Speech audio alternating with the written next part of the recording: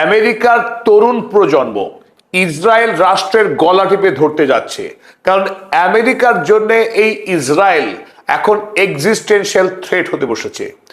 Israel কেবলমাত্র ইরানের জন্য হুমকি নয়, মধ্যপ্রাচ্যের আরব রাষ্ট্রগুলির বিপদের কারণ নয়, ইসরায়েল খোদ আমেরিকা যুক্তরাষ্ট্রের জন্য সবচাইতে বড় বিপদ হতে বসেছে। কারণ আমেরিকার ইসরায়েল ফার্স্ট পলিসি, এই ইসরায়েল ফার্স্ট পলিসির কারণে আমেরিকা লক্ষ লক্ষ কোটি টাকা খরচ করছে ইসরায়েলের জন্য বিড়ালের বিয়ে দিতে গিয়ে, যেখানে আমেরিকার সাধারণ মানুষ প্রতিদিন সীমাহীন জীবন যন্ত্রণায় ভুগছে। যখন আমেরিকার 30% মানুষ ঋণ করে দিন চালাচ্ছে, যে আমেরিকায় ছাত্রদের ঋণের বোঝা প্রায় 2 ট্রিলিয়ন মার্কিন ডলার হতে চলেছে, সারা জীবন চাকরি করেও ছাত্র ঋণ পরিশোধ করতে পারছে না আমেরিকার মানুষ। সেই দেশের সরকার মধ্যপ্রাচ্য জুড়ে গণহত্যা চালাচ্ছে ইসরায়েলকে টাকা দিয়ে, অস্ত্র দিয়ে। এদিকে দেশের অবস্থা ভয়াবহ হয়ে উঠছে। ডোনাল্ড ট্রাম্প ভোটে জিতেছিলেন মেক আমেরিকা গ্রেট এগেইন এই স্লোগান দিয়ে। ক্ষমতায় এলে তিনি সারা বিশ্বের সমস্ত যুদ্ধকে 24 ঘন্টায় থামিয়ে দেওয়ার প্রতিশ্রুতি দিয়ে সেই ডোনাল্ড ট্রাম্প ক্রিমিনাল বেঞ্জামিন নেতানিয়াহুর বাড়ির চাকরের মতো ইসরায়েলের আমন্ত্রণে একটার পর একটা যুদ্ধে জড়িয়ে পড়ছে। তাতে আমেরিকার অর্থনৈতিক অবস্থা ভেঙে পড়ার উপক্রম।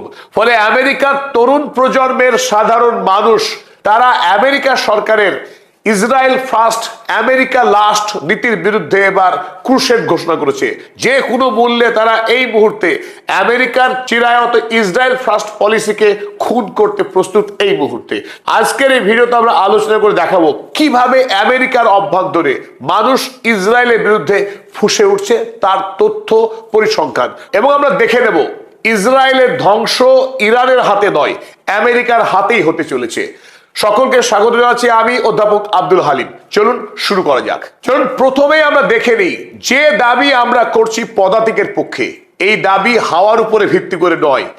আমেরিকার সর্ববৃহৎ research institute Pew research institute, যাদেরকে এই মুহূর্তে গোটা পৃথিবীর সবচাইতে বৃহৎ, সবচাইতে নির্ভুল রিসার্চ ইনস্টিটিউশন বলে মানে পৃথিবীর মানুষ, সেই পিউ রিসার্চ ইনস্টিটিউশন দেখাচ্ছে কিভাবে আমেরিকার অভ্যন্তরে প্রতিদিন সাধারণ আমেরিকাবাসী ইসরায়েলের বিরুদ্ধে কিভাবে ক্ষুব্ধ হচ্ছে। চলুন দেখে নিই পরিসংখ্যান। Americans' views on Israel, Netanyahu have turned more negative.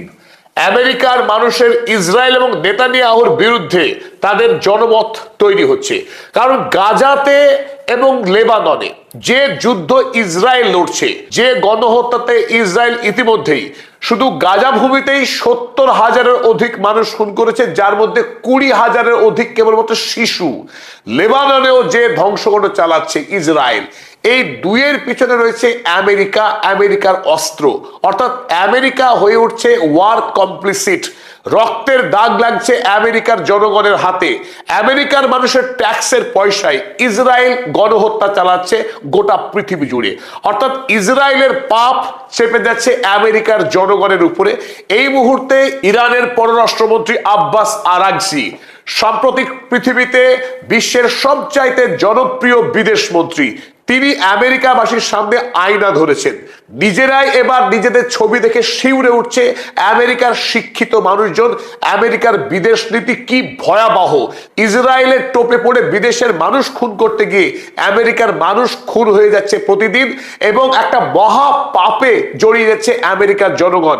যেদিন মার্কিন সাম্রাজ্য ভেঙে পড়বে, সেদিন গোটা পৃথিবীতে মার্কিন জাতি যে মার খাবে, তারা দাঁড়ানোর যে কোনো জায়গা পাবে না, এই বার্তাতেই শিউরে উঠছে আমেরিকার নতুন প্রজন্ম। ফলে 2022 সাল থেকে এই পিউ রিসার্চ সেন্টার যে ডেটা আমাদের সামনে তুলে ধরেছেন, আমেরিকার অভ্যন্তরে প্রতিদিন ইসরায়েল বিরোধী মানুষের সংখ্যা হু হু করে বেড়ে যাচ্ছে। 2022 সালে ইসরায়েল রাষ্ট্রকে, ইসরায়েল রাষ্ট্রের যুদ্ধকে পছন্দ করতো আমেরিকার প্রায় 55% মানুষ।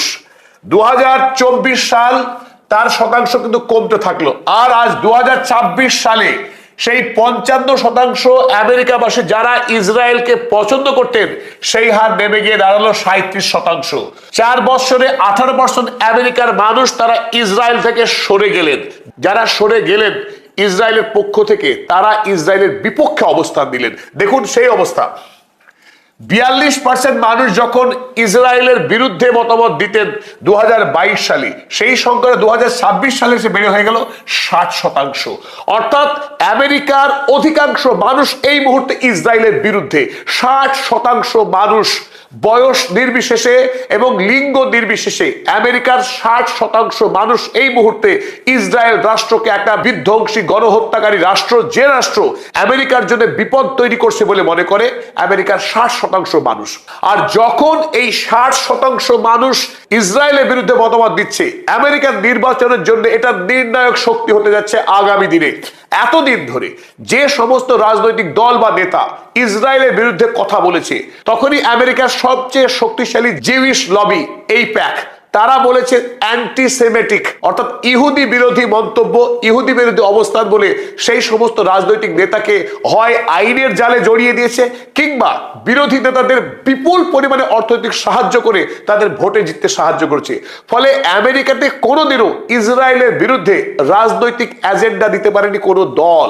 কিন্তু এই মুহূর্তে ডোনাল্ড ট্রাম্প একমাত্র বলদ রাষ্ট্রপতি, যে বলদ ইসরায়েলের ফাঁদে পড়ে প্রথম ইরান হামলা করার এই দুঃসাহসিক কাজ করেছে। অথচ অতীতে 5 জন রাষ্ট্রপতি, যাদের প্রত্যেককে ইসরায়েল চেষ্টা করেছিল প্রলুব্ধ করা ইরান হামলা করার জন্য, সে জর্জ বুশ হোক কিংবা বারাক ওবামা কিংবা জো বাইডেন, তারা কেউই ইরান হামলা করতে রাজি হয়নি নেতানিয়াহু কিংবা ইসরায়েলের পার্লামেন্টের পেশ করা প্রস্তাব মেনে।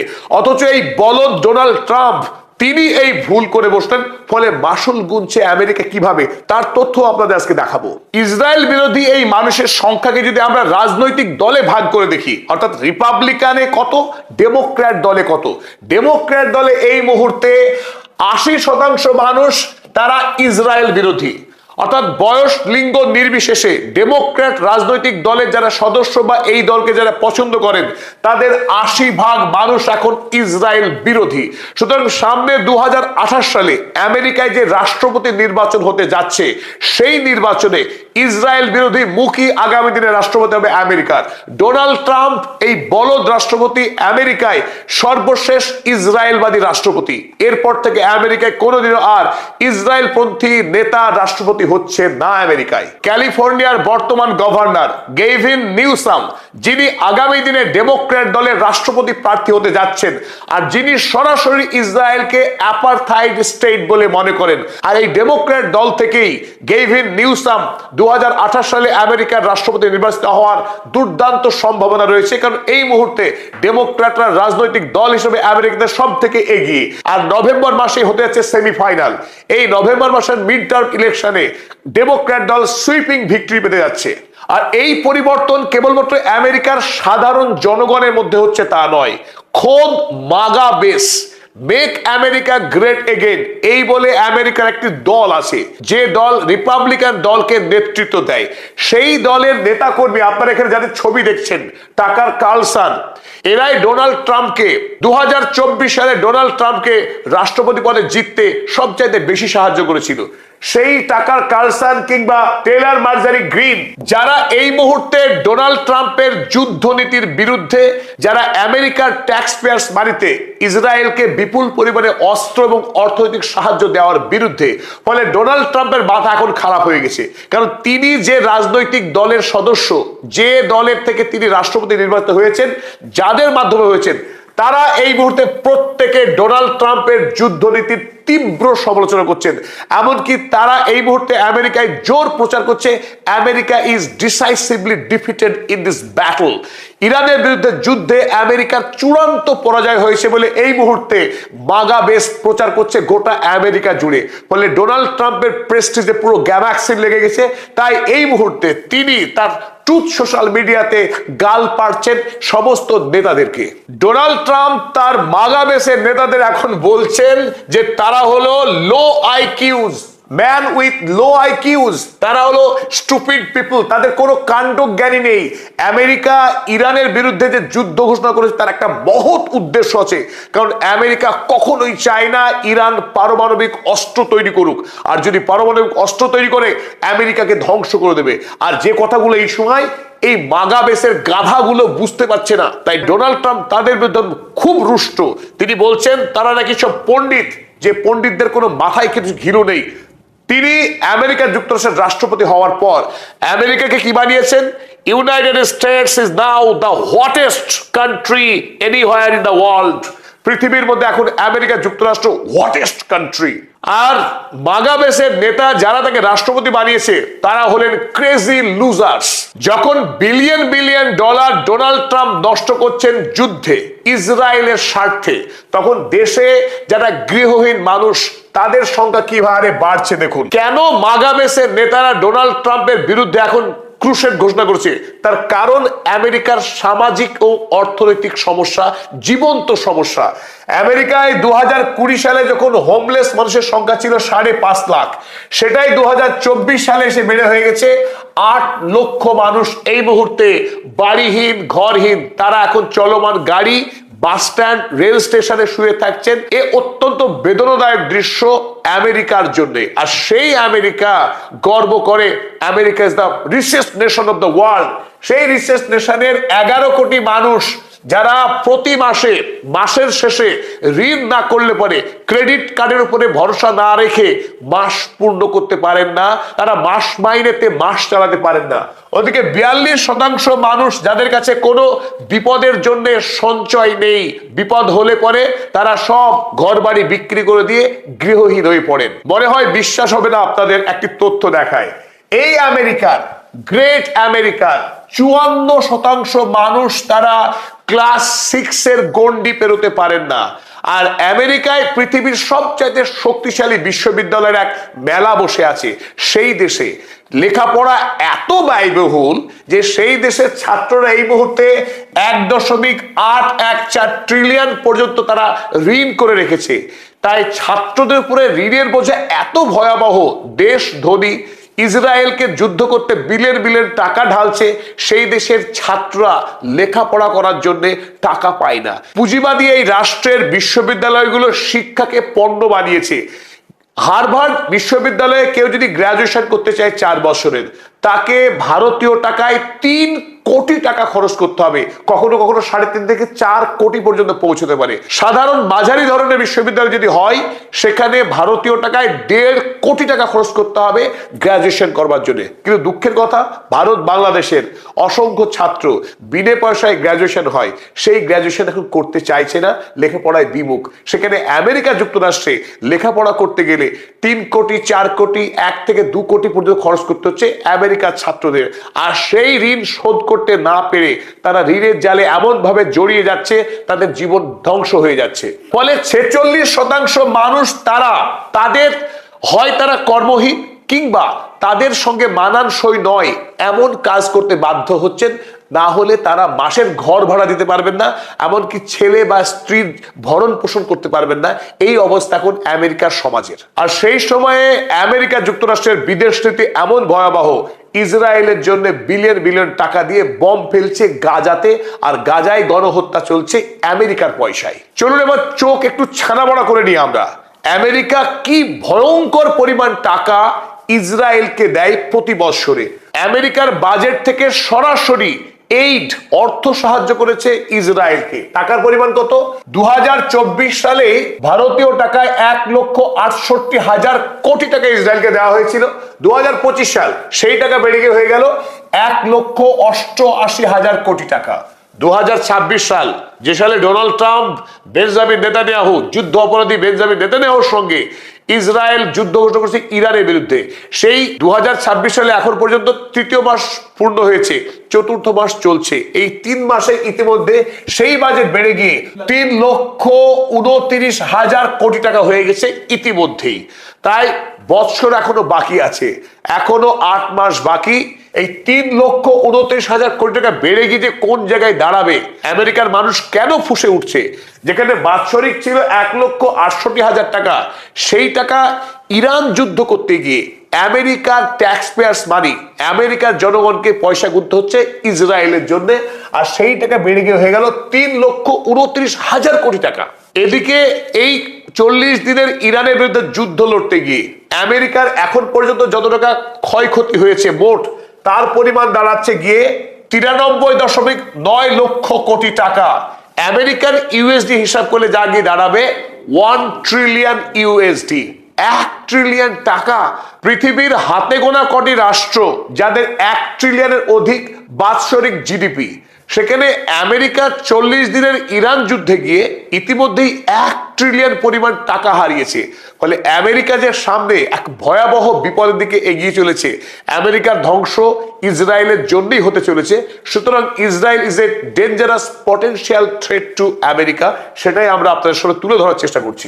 আমেরিকার মানুষ যখন ক্রমশ প্রশ্ন করতে শুরু করেছে মার্কিন সরকারকে, ডোনাল্ড ট্রাম্পকে, কোন স্বার্থে, কি কারণে আমেরিকার সরকার ইসরায়েলের জন্য এই বিপুল পরিমাণ টাকা খরচ করবে, যেখানে দেশের ছাত্ররা বিনে পয়সায় বিশ্ববিদ্যালয়ে পড়ার সুযোগ পাবে না, যেখানে দেশের মানুষ বিনে পয়সায় সরকারি হাসপাতালে চিকিৎসার অধিকার নেই, যেখানে দেশের মানুষ বিনে পয়সায় পরিবহন পাবে না, গরিব মানুষ যেখানে আবাসন পাবে না, সেই দেশের সরকার কেন এত বিপুল পরিমাণের টাকা ইসরায়েলের জন্য, গণহত্যার জন্য খরচ করবে? ঠিক সেই সময় আব্বাস আরাগচি অবতীর্ণ হলেন। তিনি আমেরিকার মানুষের চোখ খুলে দিলেন। তিনি দেখালেন কিভাবে আমেরিকার সরকার আমেরিকার জনগণের বিরুদ্ধে ইসরায়েলের হয়ে কাজ করছে। Israel first and America last policy দিচ্ছে, ফলে আমেরিকার মানুষের জীবনে সীমাহীন দুঃখ নেমে আসছে। চলুন দেখে নেই আব্বাস আরাগচির কয়েকটি বিখ্যাত টুইট। তিনি একদিন লিখলেন, নাথিং সেজ আমেরিকা ফার্স্ট। আমেরিকার কেউ বলে না যে America first, like launching a war for a foreign regime while trying to profit as a young soldiers are sent to die. বিদেশের সরকার ফেলার জন্য আমেরিকার যুবক সৈন্যদেরকে পাঠানো হচ্ছে মৃত্যুর জন্য। স্বার্থকার, স্বার্থ ইসরায়েলের। সুতরাং Israel first, not America first. পরে দেখুন, the war of choice is imposed on both Americans and Iranians. কি অসাধারণ কথা! এই স্বেচ্ছায় বাঁধানো যুদ্ধ, যে যুদ্ধ আমেরিকাবাসীর উপরে এবং ইরানবাসীর উপরে ঠুসে দেওয়া হয়েছে ইসরায়েলের স্বার্থে। সুতরাং এই যুদ্ধের বিরুদ্ধে আমেরিকাবাসীর সোচ্চার হওয়া উচিত, ইসরায়েলের বিরুদ্ধে, ডোনাল্ড ট্রাম্পের বিরুদ্ধে। তিনি আবার লিখলেন, plan A for clean rapid military victory failed. Donald Trump যেমন বলেছিলেন ইরানে গিয়ে যাবে, হামলা করবে, সরকার ফেলে দেবে, বিজয়ী হবে, হতে পারেনি। Mister president, your plan B will be even bigger failure. আর যদি স্থলযুদ্ধ করতে যান, যেটা আপনার প্ল্যান বি, সেটা আরো ভয়াবহ ব্যর্থ হবে। দ্য ট্রুথ, সত্য হলো এই, the chance for unique deal burned after the America last cabal obscured significant progress we made in negotiations. America last policy যদি গ্রহণ করা হয়, ইরানের সঙ্গে আলোচনা কোনোদিন সফল হবে না যতদিন পর্যন্ত আমেরিকা ফার্স্ট পলিসি গ্রহণ করছে আমেরিকার সরকার। Israel first always means America last. যদি আমেরিকার সরকার ইসরায়েল ফার্স্ট পলিসি অনুসরণ করে, আমেরিকা অলওয়েজ লাস্টে থাকবে, আমেরিকা ধ্বংস হবে, আমেরিকা কোনোদিনও নিজের পায়ে দাঁড়াতে পারবে না। আর এই টুইট আব্বাস আরাগচি ডোনাল্ড ট্রাম্পের জন্য নয়, সাধারণ মার্কিন নাগরিকদের জন্য করেছেন।